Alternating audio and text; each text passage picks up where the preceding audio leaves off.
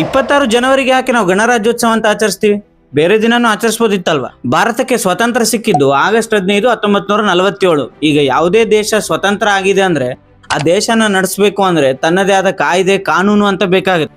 ಆದ್ರೆ ನಮ್ ದೇಶ ಇನ್ನೂ ಆಗ ಬ್ರಿಟಿಷರ ಕಾನೂನಿನ ಮೇಲೆ ನಡೀತಾ ಇತ್ತು. ಅಂದ್ರೆ ಗವರ್ಮೆಂಟ್ ಆಫ್ ಇಂಡಿಯಾ ಆಕ್ಟ್ 1935 ಪ್ರಕಾರ ಭಾರತಕ್ಕೆ ತನ್ನದೇ ಆದ ಕಾನೂನು ಇರಬೇಕು ಅಂತ ಸಂವಿಧಾನನ ಅಡಾಪ್ಟ್ ಮಾಡ್ಕೊಂಡಿದ್ದು ನವೆಂಬರ್ 26, 1949. ಆದ್ರೆ ಒಫಿಷಿಯಲ್ ಆಗಿ ಜಾರಿ ಆಗಿದ್ದು ಮಾತ್ರ ಜನವರಿ 26, 1950. ಈಗ ಡೌಟ್ ಬರೋದೇನು ಅಂದ್ರೆ ಜನವರಿ 26 ಯಾಕೆ ಅಂತ.